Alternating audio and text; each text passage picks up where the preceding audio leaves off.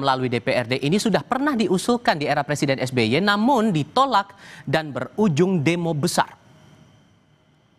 Mengubah ketentuan mengenai pilkada langsung menjadi tidak langsung. Ya kan? Sedangkan di pertimbangan hukum putusan MK terakhir itu kan bisa ditafsirkan MK mengidealkan bahwa pilkada itu ialah pemilu. Harus pemilu langsung. Nah, misalnya ada upaya untuk membuat mengevaluasi sistem pilkada, misalnya supaya gubernur, bupati, wali kota itu tidak dipilih langsung, kembali ke masa lalu. Nah ini boleh-boleh aja, silahkan dibicarakan di DPR. Lalu tepatkah demi menghemat biaya politik, sistem pemilihan kepala daerah dikembalikan pada mekanisme lewat DPRD?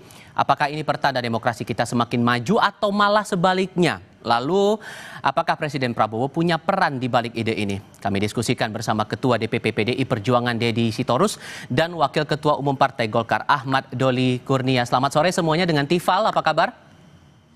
Selamat sore, Tifal. Iya. Selamat sore, Tifal.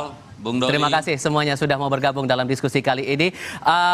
Bung Deddy begini, idenya itu mengingat kuatnya politik uang, kemudian ada fragmentasi politik sehingga muncullah usulan kepala daerah dipilih lagi ke DPRD. Menurut Anda ini sebuah kemajuan atau kemunduran politik?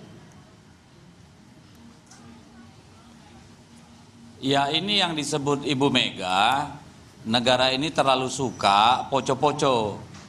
Maju satu langkah, mundur dua langkah. Jadi bagi saya ini adalah kemunduran peradaban demokrasi. Kenapa? Satu, pemilihan secara langsung itu terlepas dari putusan MK, tetapi kita sama-sama tahu bahwa itu adalah produk dari yang namanya reformasi sebagai koreksi terhadap sistem pemilu pemilihan kepala daerah melalui DPRD yang kita alami selama era Orde Baru. Ya, itu satu. Yang kedua, kalau alasannya adalah soal biaya yang besar, ada banyak cara untuk mengurangi atau mengefisiensikan biaya dalam proses pemilu kada.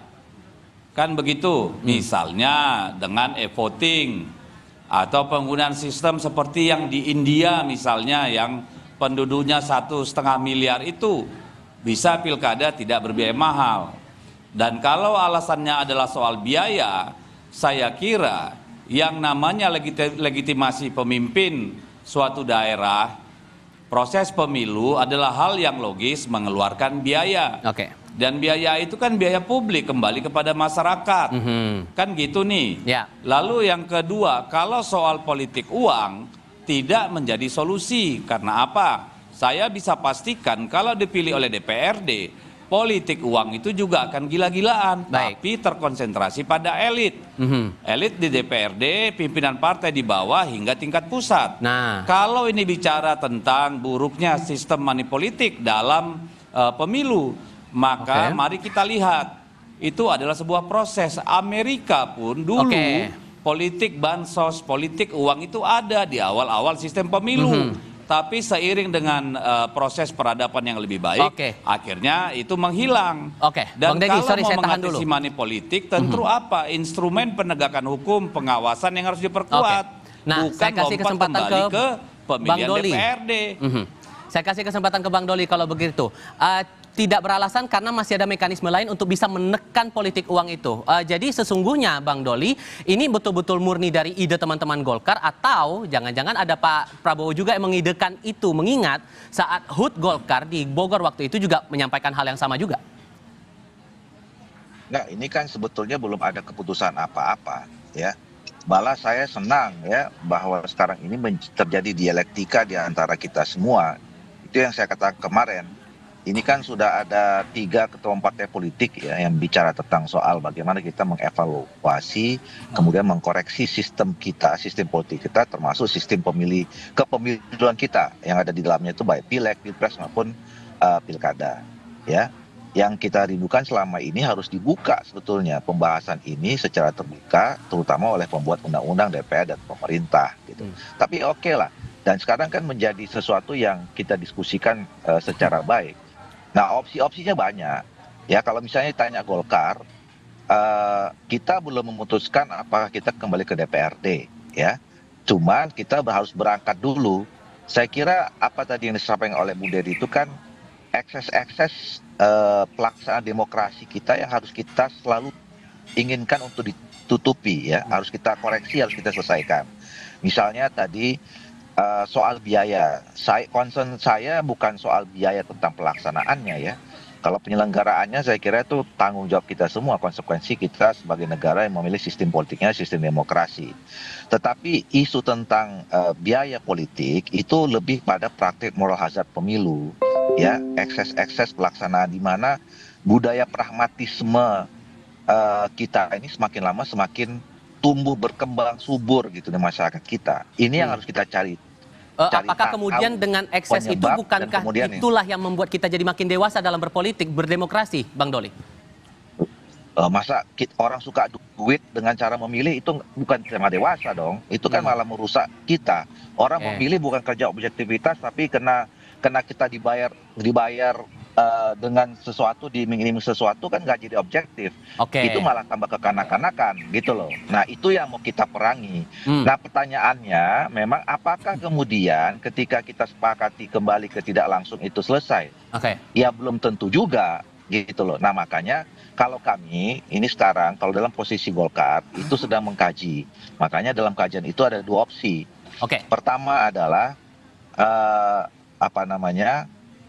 pemilihan gubernur, atau gini, pertama adalah semuanya kembali ke DPRD. Tentu dengan ada pengaturan di mana penerjemahan sistem pemilihan secara demokratis yang tercantum dalam Undang-Undang 45 itu harus tetap diikuti, ya, misalnya dalam proses rekrutmennya, pencalonannya, pelibatan segala macam itu. Tapi yang udah pasti kami mendukung pemilihan gubernur itu di DPRD saja. Karena dia kan kepanjangan tangan dari pemerintah pusat. Sementara heavy kita di Indonesia ini kan daerah otonom itu ada di kabupaten kota. Tapi dari dua opsi itu ada peran Pak Prabowo juga nggak yang memberikan ide, Bang Doli? Kok kemudian kenapa ya ditarik di ini kan kita bicara tentang soal sikap masing-masing atau kajian dalam partai politik, ya. Saya tidak tahu apakah ada komunikasi langsung khusus terkait itu dengan Pak Prabowo dengan ketua partai politik yang lain termasuk ketua partai Golkar. Tetapi kami di Golkar dalam setahun ini sudah bentuk tim melakukan kajian. Dan soal pilkada sekarang kita sudah punya dua opsi. Opsi yang tadi pertama itu, yang kedua yang kabupaten kota kita pertimbangkan untuk asimetris gitu.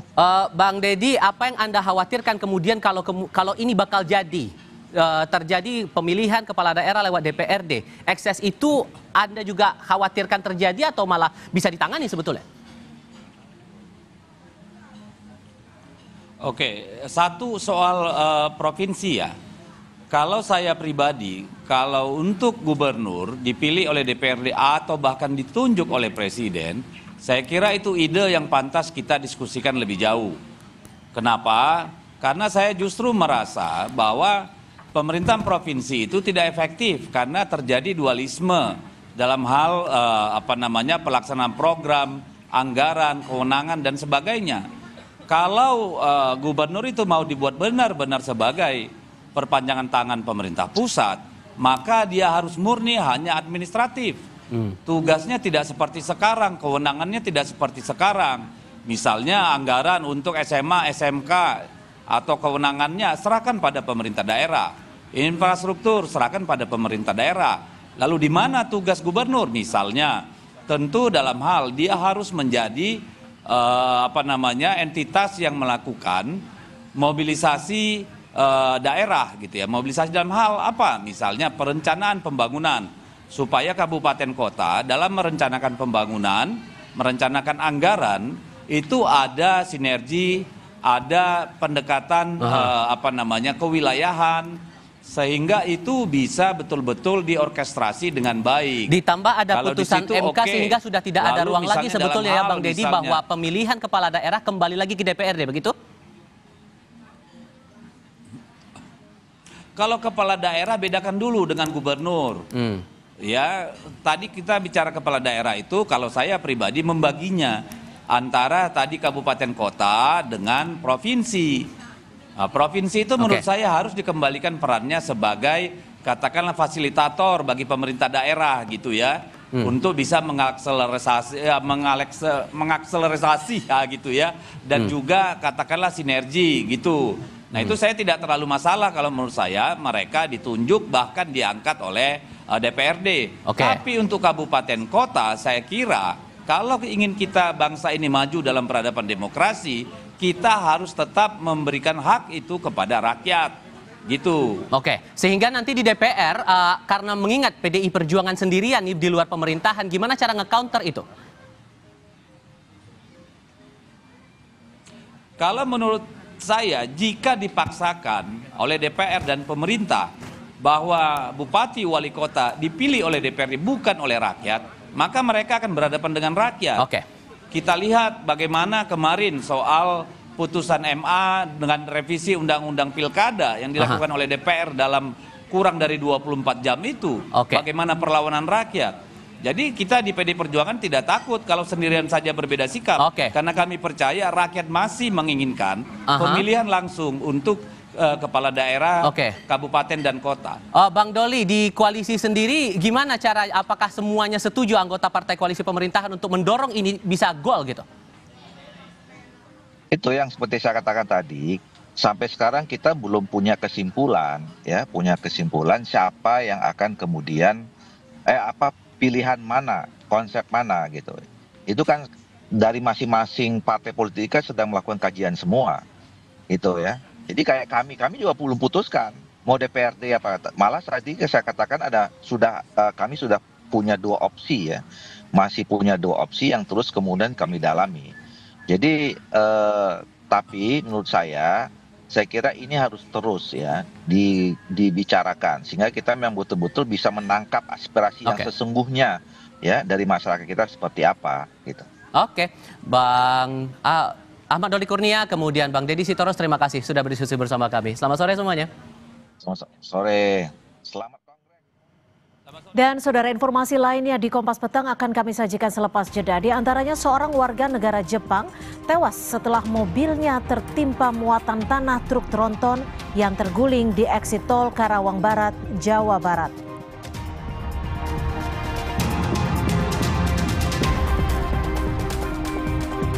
Sehari usai dipanggil Presiden ke Istana, PPATK kini mengumumkan telah membuka blokir 31 juta rekening. Diskusinya hadir sesaat lagi.